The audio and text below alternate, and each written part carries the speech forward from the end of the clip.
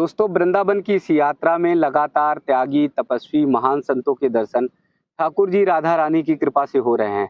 भारतवर्ष का अगर दर्शन करेंगे और खासकर ब्रज का आप दर्शन करेंगे तो ब्रज में बहुत सारे ऐसे त्यागी, तपस्वी संत हैं जिन्होंने त्याग और समर्पण के माध्यम से इतनी साधना, कठोर साधना की, इतनी भक्ति की है कि वो एकदम ठाकुर जी के शरणागत हो गए हैं, वो कन्हैया के शरणागत हो गए। आज एक ऐसे ही संत महाराज जी का दर्शन करा रहा हूँ जो फार्मासिस्ट थे, अच्छी नौकरी करते थे, बढ़िया सैलरी थी, बहुत बढ़िया कमाई थी, लेकिन सब कुछ छोड़कर कन्हैया की नगरी में आ गए, ब्रज में आ गए और सब कुछ कन्हैया को, ठाकुर जी को समर्पित कर दिया। एक स्थान पर जहाँ पर पेड़ पौधे हैं, यानी यमुना जी के किनारे, वो तपस्या साधना में लीन है और लगातार भागवत का वाचन करते रहते हैं। सुबह भी देखिए, शाम भी देखिए, रात में भी देखिए, जब भी अवसर मिलता है तो श्री भागवत जी का वो वाचन करते रहते हैं। उनका मूल उद्देश्य यही है कि ज़्यादा से ज़्यादा भक्ति करें और लोक कल्याण की कामना उनका दूसरा बहुत बड़ा उद्देश्य है। तो देखिए, एक छोटे से स्थान पर महाराज जी को ना खाने की सुध है, ना जो है उन्हें विश्राम करने की कोई चिंता है, बस यही कि ठाकुर जी की, कन्हैया जी की उनकी भक्ति होती रहे, श्री भागवत जी का अध्ययन करते रहें ज़्यादा से ज़्यादा और सभी के लिए लोक कल्याण और मंगल कामना करते रहें। आज जहाँ पर देश और दुनिया में लोग अपने स्वार्थ में लिप्त हैं, वहीं पर हमारे देश के त्यागी, तपस्वी, महान संत वो लोक कल्याण की कामना करते हैं। तो भारतवर्ष ही एकमात्र अनूठा देश है जहाँ के संत महात्मा त्याग और तपस्या से भरे हुए हैं। तो आइए, आप सबको ऐसे ही महाराज जी का दर्शन कराने जा रहे हैं जो पावन पुनीत श्री भागवत जी का वाचन करते हैं, ठाकुर जी की भक्ति में लीन रहते हैं। तो भावपूर्ण दर्शन के लिए आप सब भी मेरे साथ यात्रा में चलिए। महाराज जी राधे राधे। राधे राधे जी, क्या नाम है महाराज जी? शंकर। शंकर जी, अच्छा। भगवान भोलेनाथ, भगवान भोलेनाथ यहाँ भी वृंदावन में भी आए थे, गोपेश्वर भगवान रूप लेके। जी जी जी। तो कहाँ से हैं महाराज जी? हम वेस्ट बंगाल से हैं। अच्छा, बंगाल से। क्या करते थे पहले? हम फार्मासिस्ट थे, डिप्लोमा फार्मेसी किया बेंगलुरु से। जी। फिर बिजनेस था, फिर नौकरी भी था, मतलब बिजनेस छोड़ के नौकरी भी किया था, लेकिन अभी ये छोड़ दिया। 12-13 साल हो गया। 2010 से मतलब इसमें ज्यादा हम अच्छा भक्ति लाइन में मतलब सब काम छोड़ दिया। अच्छा। 2010 से कोई भी काम नहीं कर रहा हूँ जी। पढ़ाई की, ग्रेजुएशन किया, फिर फार्मासिस्ट किया और नौकरी पाली, अच्छी सैलरी पाली, बिजनेस भी आपने करना शुरू कर दिया। इन सबको पाने के लिए, इन सबको पकड़ने के लिए लोग बहुत मेहनत करते हैं और उसी को आपने एक झटके में छोड़ दिया। नहीं, एक्चुअली हमारा जब उम्र था 13 साल का जी, तो घर में ऐसे ही एक राधा कृष्ण जी का फोटो था जी, तो खाली घर था, हम बैठ गया था ऐसे ही आश्रम में और बैठ के थोड़ा सा प्रार्थना किया था। हमको महसूस हुआ ठाकुर जी आ गया जी। तो उन्होंने मांगा, बोला क्या चाहिए बोलो जी। तो हम बोला आपका चरण में हमको स्थान दे दो। इसके बाद उनका जो दाहिना चरण है जी, उसमें हमको महसूस हुआ, उधर हम जी मतलब एक हो गया उनके साथ, ऐसा हमको अनुभव हुआ जी। इसके बाद बहुत दूसरा टाइप का साधना भी किया, बहुत कुछ किया, लेकिन अंत में 2010 में हमको ऐसा लगा हमारा जो एक्चुअल लक्ष्य है सदाचार में जाना जी, और चारी योग का बारे में योग के द्वारा जानना, पुस्तक के द्वारा नहीं, योग के द्वारा चारी योग में बारे में जानना और भागवत तत्व को योग के द्वारा जानना जी, ये अंदर से हमारा मन में आया जी। तो तब हम थोड़ा सा जो हमारा जितना प्रॉपर्टीज था जी, वो हमारा जो थर्ड ब्रदर से उनको सब दे के सब दिया, मतलब वो तुम देखो हम बाद में ले लेंगे। अच्छा, बोल के अच्छा, मतलब हमारा जो बोझा है ना वो हल्का कर दिया जी जी। फिर हम चल रहे हैं ना, बोला नहीं, बोलेंगे तो बोलते तो नहीं, जाने नहीं देते हम। अच्छा, मतलब नाटक करता रहा विभिन्न तरफ का, लेकिन हमारा उद्देश्य था हम निकल आए जैसे भी हो ऐसे जी जी जी। तो निकल आया। फिर इस मार्ग में हमारा एक साथ दो ही साधना चलता है। अच्छा, एक भक्ति मार्ग और योग मार्ग, मतलब जो अष्टांग योग जो बोलते हैं ना जी, ब्रह्म तत्व जानना। जैसे ध्रुव ये जैसे आपका महाप्रभु है ना, उन्होंने भी ब्रह्म तत्व को जाना पहले जी, परम तत्व, परमात्मा परम तत्व को जी। इसके बाद जाके भक्ति युग में आया उन्होंने जी।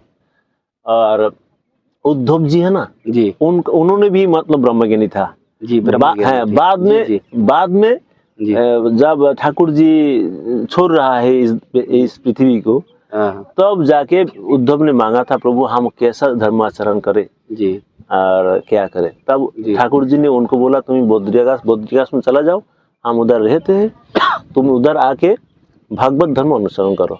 जी। तो वो भी ये जो कर रहा हूँ हम, ये भागवत धर्म है। ये मतलब जो कोई कर भी रहे हैं, है, भागवत ये धर्म। इसको भागवत धर्म बोलता है। कोई शेल्टर नहीं, कुछ भी नहीं, जहाँ जो मिल जाए वो पा जाओ, और जितना हो सके ज्यादा से ज्यादा भक्त श्री हरि का आराधना करो, जी, जप या ध्यान या जी, भागवत पाठ जो भी हो, उनसे मन को लगा रखना हर जी, वक्त। जी, जी, और इसका जो फल आता है ना, इसका तो रिजल्ट आता है ना, हर हाँ, काम का एक रिजल्ट आता है। जी, उस रिजल्ट को उनको ही अर्पण कर दो। जी, जैसे एक छोटा बच्चा का आपका बच्चा को आपने पैसा दे दिया, तो जी, क्या करेगा, आपका बीबी के पास या आपके पास रख देगा। तो आप क्या करते हैं, उसका जब जरूरत पड़ता है तो आप यहाँ से लेके उसको दे जी, देते हैं। दे देते हैं। तो हम भी, हमारा जो परमात्मा परमेश्वर है, हमारा जो कर्म का फल आता है उनको अर्पण कर देते हैं। अगर हमारा कोई जरूरत पड़े तो वो यहाँ से खर्चा करेगा। जी, लेकिन हमारा तो कोई जरूरत नहीं, हम तो नहीं, मतलब मंगल जी, के लिए, मतलब जगत मंगल के लिए हम कोई चाहते हैं, तो ये जी, तुरंत इसमें से जी। खर्चा होता है। जैसे लोग बिजनेस करते हैं, कारोबार करते हैं, कमाते हैं तो बैंक बैलेंस करते हैं, लेकिन आप जो है कर्म का फल है, धर्म का फल है, सब श्री कुछ भागवत जी का फल है, और वो बैंक बैलेंस कर रहे हैं। वो सेविंग्स कर रहा हूँ उधर। अच्छा, और ये सेविंग जो है, ये ऐसी मजबूत सेविंग है, ये ऐसी बचत है कि इससे बड़ी बचत दुनिया में कोई नहीं, हमारा कोई टेंशन ही नहीं है। जी, हमारा मोक्ष का वही तो हम सोचते ही नहीं है। जी, मोक्ष तो कुछ भी नहीं है। जी, जी।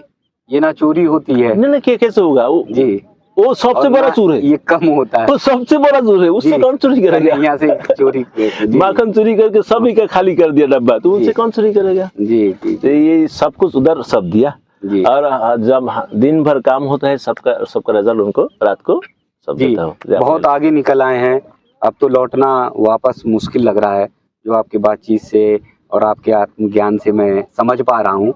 तो अब आगे कहाँ तक बढ़ना है, कितने तक? देखिए, हम तो, हमारा अभी जो एज है 45 एबव हो गया जी, लेकिन ये हमारा हाफ भी नहीं हुआ। हम तो 120 साल जिएंगे और जो लोक कल्याण का काम करेंगे, सनातन के लिए काम करेंगे, अच्छा, और जो राष्ट्र का हित के लिए काम करेंगे।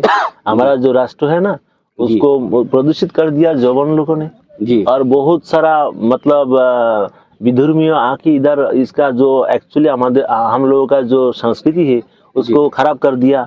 जी, 3700 साल से ये संस्कृति मतलब ढक गया है, दूसरा संस्कृति से ढक गया है। जी, असली जो हमारा सनातन संस्कृति उसको लेके आना है आगे, ये काम भी हमको करना है। जी। तो ये साधना तपस्या से कैसे सिद्ध होगा?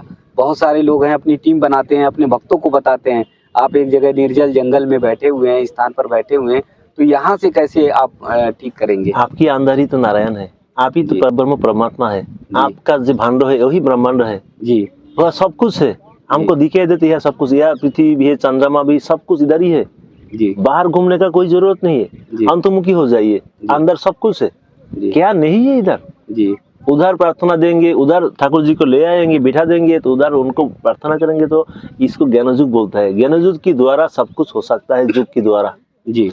जो नारायण जो काम कर रहा है वो तो कर्मयुग नहीं है, युग की द्वारा ही करता है, ये युग है। ब्रह्मा जो कर रहा है जी, हाथ पांव से नहीं कर रहा है, युग है जी। तो ये युग भी हमारा मतलब संस्कृति में है, हमारा सनातनी संस्कृति में युग है जी। पहले ये था लेकिन अभी थोड़ा सा ये जी, जी। मतलब तो ये सारा जो आत्मज्ञान है जो हमारे अंदर बता रहे हैं, ब्रह्म है, सब कुछ है, तो अपने अंदर तो बैठे हुए हैं, बाहर के लोगों को कैसे सुधारेंगे, बाहर के लोगों को कैसे परिवर्तित करेंगे? क्योंकि बहुत ज्यादा बदलाव आ रहा है, बहुत ज्यादा लोगों के अंदर जो है रास्ता गलत बढ़ता चला जा रहा है जी। जो सनातन की बात देखिए, जब आप कोई शुद्ध भक्त, निष्काम भक्त जी, इसको जीवात्मा बोलता है जी।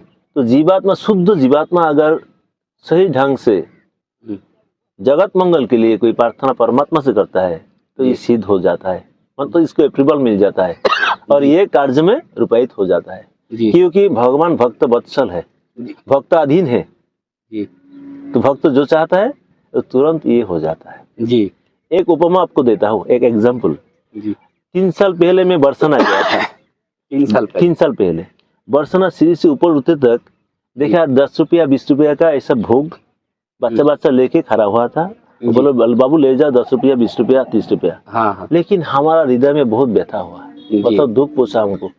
जो जिसका चरण कमल से दुनिया सृजन हो रहा है, सृजन हो रहा, उनके लिए 10 रुपया 20 रुपया, कितना मूर्ख लोग है हम लोग, कितना मतलब फूल है हम लोग, और कितना मतलब अकृतज्ञ है सब लोग। 10 रुपया 20 रुपया क्या होता है इसमें? फिर भी सीजी कितना कृपालु है, कोई रोठावट नहीं, कुछ नहीं, वो सभी को आनंद दे रहा है, सभी को आनंद देते और कृपा भी बर्षण कर रहा है। लेकिन हमको बहुत लगा है ये चुपा, हमको बुरा लगा, हम किसी को कुछ नहीं बोला।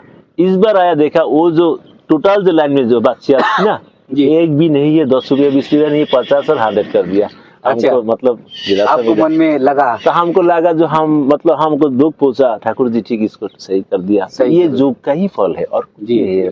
तो ये मानते हैं कि आप या आप जैसे बहुत सारे संत महात्मा जो आत्मज्ञान ध्यान में लगे हुए हैं, उनसे धीरे धीरे जो है धरती में परिवर्तन आएगा। वो जो निष्काम भक्त है उस जगत कल्याण के लिए रथ है, वो खुद का कोई कल्याण वो नहीं कर रहा है जी।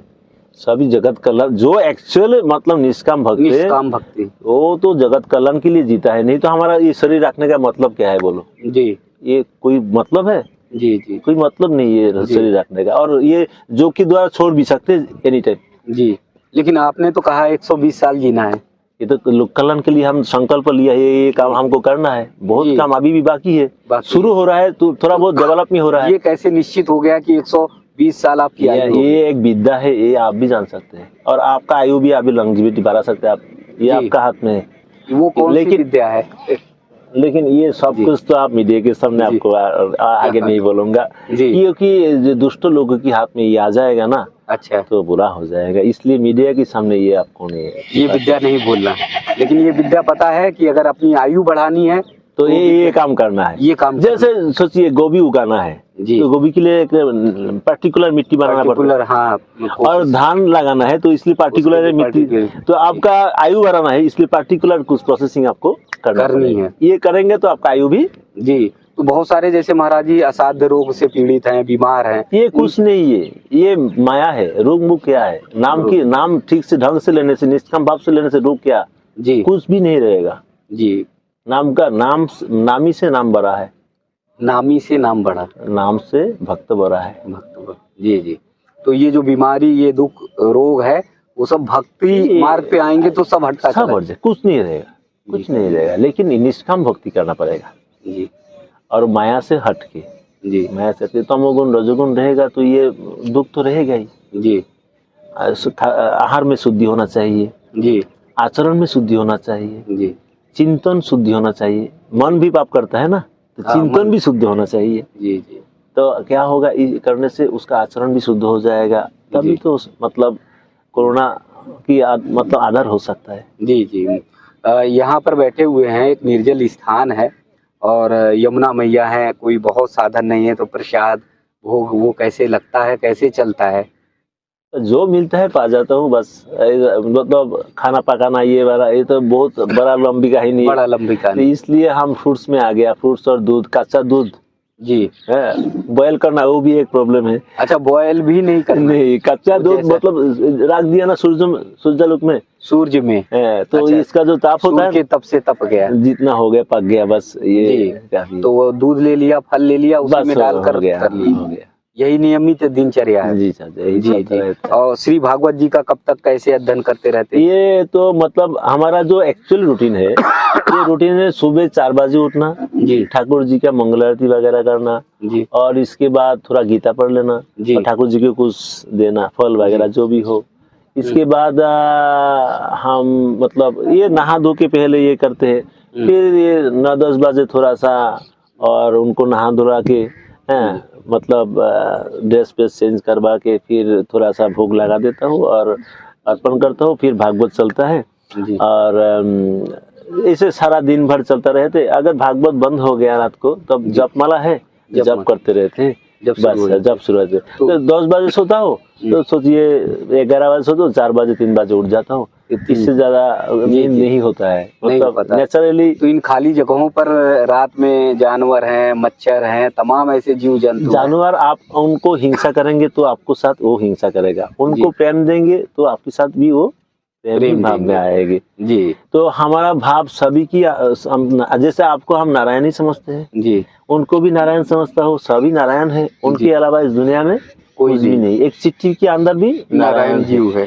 तो इसलिए हम सभी को प्रेम भाव से देखते हैं, वो हमारा कोई हानि नहीं पहुंचाता है जी, और पहुंचा के हानि भी करेगा भी नहीं, ये हमारा विश्वास है और यही होता रहता है जी। नई पीढ़ी के लोगों को कोई संदेश, मैसेज दीजिए जो रास्ते पर आए और अपने सनातन धर्म के प्रति जो है। देखिए, ये जो विभिन्न संस्कृति भारत में घुसा है जी, जैसे स्लेच्छों का संस्कृति इंग्रेज लेके आया और मुगल लोग जौवन का संस्कृति लेके आया, तो इससे क्या हुआ, हमारा जो एक्चुअल संस्कृति है वो थोड़ा सा मतलब अंदर चला गया। तो हम हाथ जोड़ के सभी को, सनातनी भाइयों को निवेदन करता हूँ, क्योंकि हमारा जो असली संस्कृति है इसमें आप आ जाओ और इसको आगे लेके जाओ। सारा दुनिया इसके लिए बेताब है और तुम लोग क्या जौवन का संस्कृति और स्लेच्छों का संस्कृति ले रहे हो? जी जी, ये तो पूरा मतलब क्या है, अमृत हाथ में है और तुम बीज भर का जहर ले रहे हो भाई जी। ये छोड़ो, तुम लोग सनातन को पहचानो, उनको फिर आगे लेके जाओ, पहले जैसा बन जाओ, पहले जैसे अमृत का संतान थे आप लोग से अमृतवत हो जाओ आप लोग। इस स्लेच्छों का और जौवन का संस्कार को छोड़ो, उनको मत देखो, पहले आपका पहले जो पीढ़ी था आप लोगों का उनको फॉलो करो और जो धर्म, जो शास्त्रों जो बोलता है और विभिन्न संत महात्मा जो बोलता है, उनका जो प्रवचन में जो आता है उसको अनुसरण करो और उनको फॉलो करो और तुम भी पवित्र और अमृत का संतान जैसा हो जाओ। यही हमारा मैसेज है ये नया प्रजन्म के लिए जी। जो आपका उस टाइप का आप हो जाएंगे तो फिर ये जो भारत भूमि है, चिड़िया सुना जैसा सोना का चिड़िया बोलता ना, फिर सोना का चिड़िया ये बन जाएगा। इंसान से ही देश बनता है, इंसान अगर सही नहीं है तो देश भी बर्बाद हो जाता है जी। महाराज जी ने बहुत बढ़िया बात कही, बहुत सुंदर बात कही और उन्होंने कहा कि हमारे हाथ में जो है अमृत है और हम क्यों जहर पीने के लिए आमादा हैं, हम क्यों जहर पीने के लिए दौड़ रहे हैं, भाग रहे हैं। सच में भारतवर्ष अमृत है, भारतवर्ष की संस्कृत अमृत तुल्य है। यहीं पर राम और कृष्ण है, यहीं पर गंगा यमुना जैसी धरा है, यहीं पे गौ माता है। तो हम सब क्यों अमृत को लेकर विष को, जहर को लेने के लिए भाग रहे हैं, दौड़ रहे हैं। महाराज जी ने कहा कि दुनिया के तमाम देश के लोग जो है भारतीय संस्कृति की ओर आ रहे हैं और यहाँ पर कन्हैया और राधा रानी की भक्ति में लीन हो जाते हैं, सात्विक ढंग से भक्ति करते हैं। तो हम सब भी अगर सनातनी हैं तो अपने धर्म के प्रति, अपनी संस्कृति के प्रति प्रतिबद्ध हों और उधर लौटें, नहीं तो हमारे मन में पछतावा होगा कि हमारी संस्कृति को किसी और ने ले लिया और हम पाश्चात्य संस्कृति की ओर भागते रह गए। तो नई पीढ़ी से मेरा बहुत आग्रह है, बहुत निवेदन है, महाराज जी के एक एक शब्द अमृत तुल्य हैं। हम सब भी कोशिश करें, हम सब भी प्रयास करें कि अपनी संस्कृति के प्रति प्रतिबद्ध हों, सनातन धर्म के प्रति प्रतिबद्ध हों, तभी हमारे सनातन धर्म का विजय पताका पूरी दुनिया में फहराएगा। आप सभी को बहुत बहुत राधे, बहुत बहुत वंदन।